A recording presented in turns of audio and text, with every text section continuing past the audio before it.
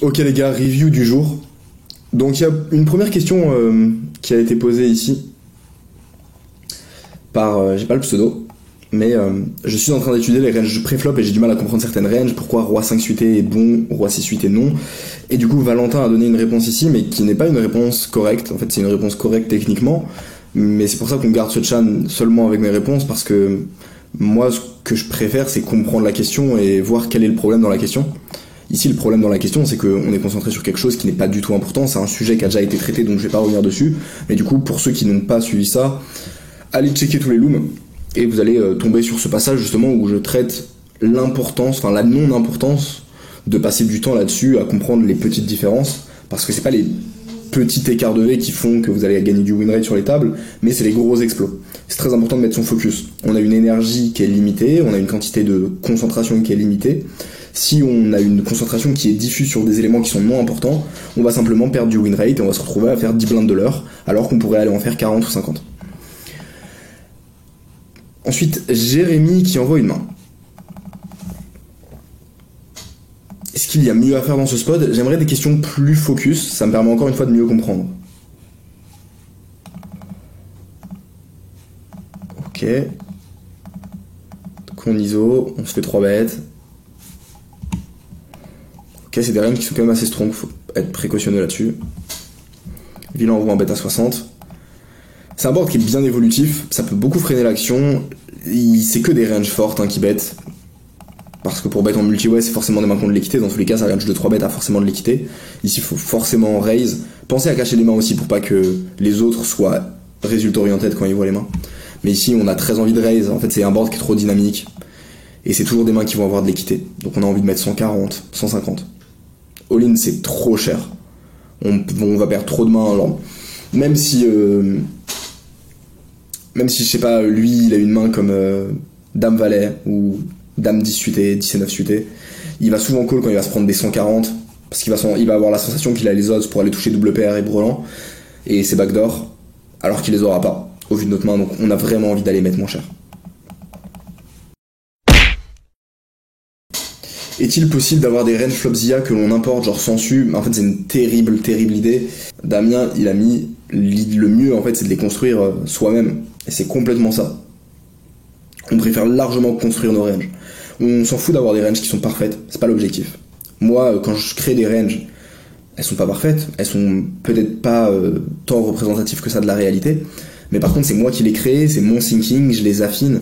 Et c'est ça le plus important. C'est d'être dans une structure de réflexion.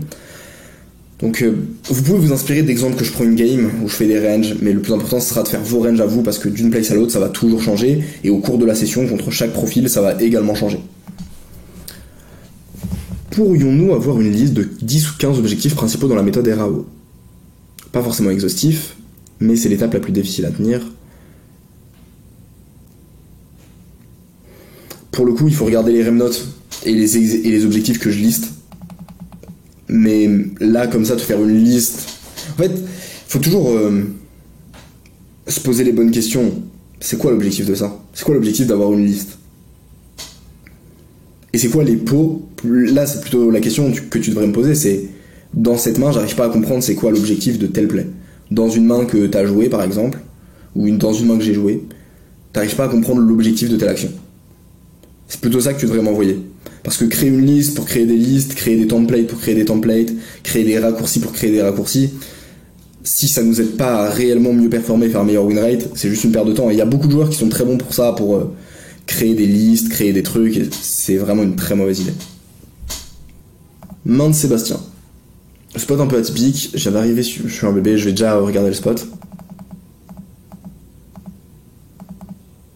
Ok, donc c'est sur de la micro online, donc probablement pour que tu traînes des stratégies. Pauline PA3, ouais, tu reprends le lead.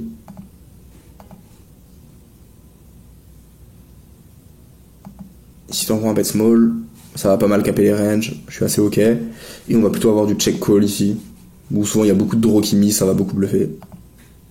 Ok, j'aurais plutôt check. Ok. Sur flop Zia, j'ai dû faire une range très large en construisant la main. Alors là, au niveau des percussions, on veut avoir les pourcentages de fold equity pour comprendre la range. Donc Ici, face à une mise 1 tiers pot, 38% de trash, main ok, ça veut rien dire ça. On veut avoir notre FE. Donc là, t'as mal suivi la vidéo sur les percussions et sur le fait de découper la range en différents groupes de mains. Ensuite, ta main, si elle a 55% d'équité, donc je pense qu'elle peut vite avoir un peu plus selon ce que tu définis, mais ok. Mais en même temps, j'ai ajouté dans... Ouais, c'est ça. Mais moi, j'estime pas qu'il a des choses troncs quand il overlimp. Ça va être très rare. Mais ok. Du coup, faut être cohérent. Si ta catégorisation, c'est de la défense, tu peux pas avoir un plan de jeu où tu bêtes 3 quarts pot pour value. Enfin, 2 tiers pot pour value. Et également, bet pour faire fold, c'est pas un vrai plan de jeu. Si t'es en value, t'as envie de faire grossir le pot. Si t'es en défense, t'as envie de créer des scénarios de bluff catch. Mais ça va rarement te mener vers la bonne décision de dire je veux deny de l'équité et faire fold des Broadway. Parce qu'en fait, ces Broadway, tu pourrais les manipuler pour qu'ils te donnent beaucoup plus d'argent et ça reste des mains que tu domines. Donc t'as tout intérêt à les manipuler. Là, pareil, je comprends pas les... Là, il y a vraiment une erreur au niveau des percussions. Je te laisse retravailler, regarder la vidéo et recomprendre le concept de percussion, mais là, il est mal maîtrisé. Ensuite, à la turn, t'es en défense. Ok, équité qui devient assez faible. J'ai bet petit, 1 quart pour que les flushs me raise. Ça, j'aime bien. Je trouve que c'est un plan qui est clean. Et du coup, ici, tu peux pas te retrouver avec 0% d'équité.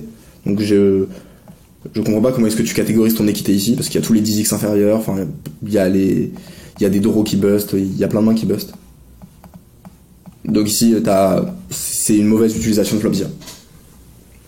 Voilà, j'espère que ça te donne les informations et les outils pour justement améliorer ça. En tout cas, va retravailler ce concept de percussion. Et ici, ton équité, elle doit jamais être à 0% avec aucune main, donc c'est qu'il y a un problème. Même quand t'es en bluff, t'as pas 0% d'équité. Enfin, sauf à la river, mais là, t'as clairement pas 0% d'équité. Steph qui pose une question. Salut Baki, je suis en semaine adaptation et dans mon field à Marrakech, j'ai une bande d'Égyptiens, ils sont 3 qui ont exactement la même stratégie. Hérisson, VPIP, 8-6. Je joue max 40 BB de stack. Les mecs sont ultra agressifs quand ils sont dans le pot. Je les vois retourner que des premiums ou des 7. Leur projet c'est la rake back ou doubler puis l'équipe de table. Tu peux pas les attraper, tu peux pas faire d'argent sur eux, c'est pas tes cibles à table et donc tu dois juste te concentrer sur les joueurs récréatifs. Mais tu peux être le meilleur joueur du monde contre des joueurs faibles comme ça, tu vas pas faire des win rates de mutants parce que ils vont avoir des stratégies qui sont trop compactes. Donc ça sert juste à rien. Dès qu'ils investissent de l'argent dans le pot pré-flop, tu fold et c'est tout. Faut pas se prendre la tête. Surtout, avoir l'idée de vouloir outplay ses joueurs, c'est mettre de la concentration sur quelque chose qui va pas te rapporter beaucoup d'argent, alors que t'as plein de joueurs qui sont hyper beaux et tu dois optimiser et mettre ton focus sur eux, c'est super important. Not what you used to. It's all part of the